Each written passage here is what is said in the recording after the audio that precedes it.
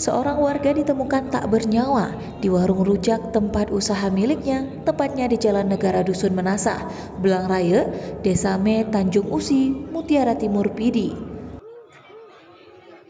Korban yang diduga menjadi korban pembunuhan ini adalah Saidinur dengan kondisi tergeletak bersimbah darah di halaman warung miliknya.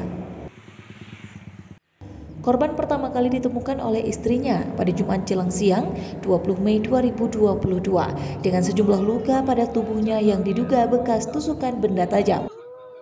Menurut Geci Kampung Me Tanjung Usi Subhan, korban sehari-hari beraktivitas sebagai penjual rujak ugro. Pihaknya mengaku tidak mengetahui latar belakang dari peristiwa itu dan berharap polisi dapat mengungkapkannya. Tibanya istrinya jam 10 pagi, mayat tergeletak dan tidak bernyawa lagi, sehingga keluarga menghubungi perangkat desa dan juga sekaligus menghubungi pihak kepolisian. Setelah tadi melakukan olah TKP dan visum dan sampai saat ini sudah dilaksanakan fardu kifayah sebagaimana mestinya. Saat ditemukan adakah benda lain seperti benda tajam bersama mayat, Pak? Saat ditemukan benda yang tadi diamankan oleh pihak kepolisian cuma HP korban.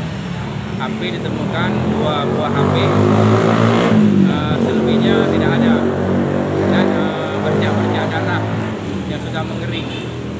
Ada bekas luka di badan? Bekas luka di telinga sebelah kiri dan memar di badan.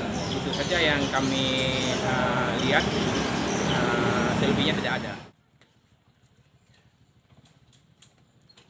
Dibantu warga, jasad korban kemudian dibawa pulang untuk dilakukan proses fardu kifayah.